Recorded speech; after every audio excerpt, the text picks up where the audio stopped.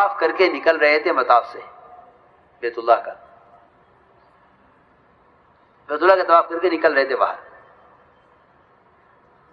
اور ایک آدمی اپنی ماں کو پیٹھ پر لے کر طواف کرانے کے لیے لے جا رہا تھا۔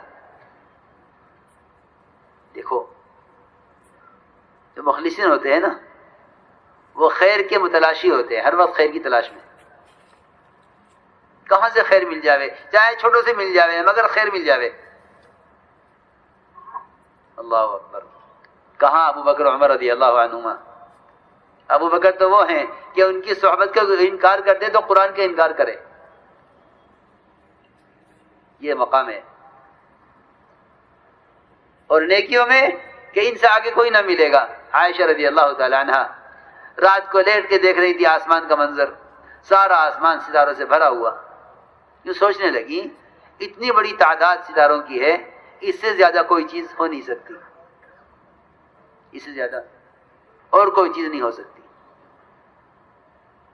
تو حضرت عائشہ نے پوچھا کہ یا رسول اللہ، اتنے یہ ستارے ہیں، کیا اتنی نیکیاں بھی کسی کی ہو سکتی ہیں؟ آپ نے فرمایا کہ ہاں، اتنی نیکیاں عمر کی ہیں، اتنی نیکیاں عمر کی ہیں۔ حضرت عائشہ فکر میں پڑ گئی کہ میرے ابا جی کا کیا ہوگا، جب اس سے زیادہ کوئی تعداد کسی چیز کی ہو نہیں سکتی، اور یہ سب سے بڑی تعداد عمر کی نیکیوں کی ہے، تو میرے ابا جی کا کیا ہوگا؟ آپ سمجھ گئے کہ عائشہ اس وقت سوچ رہی ہے کہ پھر میرے ابا جی کا کیا ہوگا۔ آپ اے عائشہ، تو ابو بکر کی نیکیوں کو پوچھ رہی ہے کہ ابو بکر کی تو اتنی نیکیاں صرف ایک رات کی ہیں۔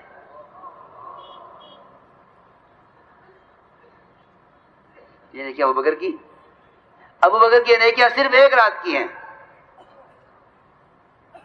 یہ جب ہمارے حضرت عمر رضی اللہ تعالیٰ عنہ کہ عمر اور آل عمر کی تمام آل اولاد آگے آنے والی، ان سب کی پوری زندگی کے اعمال اگر جمع کر لیے جائیں تو ابو بکر کی ایک رات کا مقابلہ نہیں کر سکتے۔ چنانچہ یہ دونوں کے دونوں جب دیکھا کہ ایک آدمی اپنی بوڑھی ماں کو پیٹھ پر لے کر طواف کے لیے آ رہا ہے، ایک دوسرے نے کہا کہ چلو چلو واپس مطاف میں، یہ نوجوان اپنی ماں کو طواف کرائے گا، اس کی ماں کی خدمت کی وجہ سے جو رحمتیں نازل ہوں گی آسمان سے، اس کا چھیٹا ہم پر بھی پڑ جائے گا، آؤ واپس چلو اس کے پیچھے پیچھے۔ اللہ اکبر، کہاں بھی باتیں،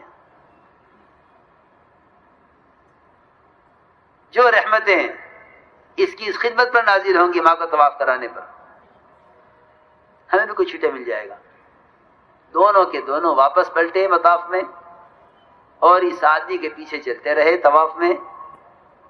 یہ اپنی ماں کے لیے دعا مانگ رہا تھا اور کچھ گنگناتا ہوا جا رہا تھا کہ میں اپنی ماں کے لیے ایسی سواری ہوں جو بدکنے والی نہیں ہوں، اپنی ماں کی ایسی سواری ہوں جو بدکنے والی سواری نہیں ہوں۔ حضرت عمر نے فرمایا پیچھے سے کہ تو اپنی ماں کو طواف میں جو دعائیں مانگ رہا، اس دعا میں عمر کو بھی شریک کر لے۔ یہ میں عرض کرنا چاہتا تھا، یہ نہیں ہم کون ہیں، یہ کون ہے، ہمارا کیا مقام، اس کا کیا ہے، ہماری کیا حیثیت، اس کی کیا ہے۔ تو یہ بات غور کرنے کی ہے کہ آپس کی اجتماعیت ہوتی ہے جب ایک دوسرے سے خیر کو لیا جائے، اس میں کیا خیر ہے، اس میں کیا خیر ہے، اس میں کیا خیر ہے۔ عمر رضی اللہ تعالیٰ عنہ ایک یہودی کی جو ہے صلاحیت پر رشک کرتے تھے کہ اللہ نے اس یہودی کو صلاحیت دی ہے۔ کیا صلاحیت ہے؟ کہ یہ یہودی حساب میں بہت تیز ہے، کاش یہ مسلمان ہو جاتا تو میں اس کو اپنا سی اے بنا لیتا۔ یہ حضرت عمر فرماتے ہیں یہودی کیا ہو جاتا، اگر مسلمان ہو جاتا تو میں اس کو اپنا سی اے بنا لیتا، محاسب۔ مسلمانوں کے بیت المال پر ایک محاسب چاہیے، حساب داں، حساب جانتا ہو۔ سنو غور سے بات، ایک یہودی کے اندر ایک صلاحیت ہے، اس کی صلاحیت سے میں کیا فائدہ اٹھاؤں؟ کہ کاش یہ مسلمان ہو جاوے تو اسے میں بیت المال میں سی اے بنا لوں۔ یہ عمر کی چاہت ہے۔ یہاں اپنوں کی صلاحیتوں سے وہ فائدہ اٹھانے کا مزاج نہیں ہے جو فائدہ وہ غیروں کی صلاحیتوں سے اٹھانا چاہتے تھے۔ ہم نے ایک بات عرض کی ہے کہ اللہ نے ساتھی میں صلاحیت رکھی ہیں، ان کی صلاحیتوں سے فائدہ اٹھاؤ۔ حسد صلاحیتوں کو ضائع کرا دیتا ہے، بالکل پکی بات ہے کہ ان کو ہٹاؤ، انہیں ہٹاؤ۔ جی ہاں، ان کی صلاحیتوں سے، کہ ان کی صلاحیت سے فائدہ نہ ہو، ہٹاؤ۔ نہیں، ہمارا کام یہ نہیں ہے۔ اگر ایک آدمی کے اندر 100 عیب ہیں اور ایک خوبی ہے تو ہم اس کی ایک خوبی کے محتاج ہیں، اس کی ایک خوبی کے محتاج ہیں۔ جی محتاج، یہ نہیں ہاں اچھی بات ہے، نہیں، ہم اس کے محتاج ہیں اس کی ایک خوبی کی وجہ سے، کیونکہ 100 عیوب اور 100 گناہوں کا وہ نقصان نہیں ہے جو ایک خوبی کے اندر خیر ہے، جو ایک خوبی کا نفع ہے۔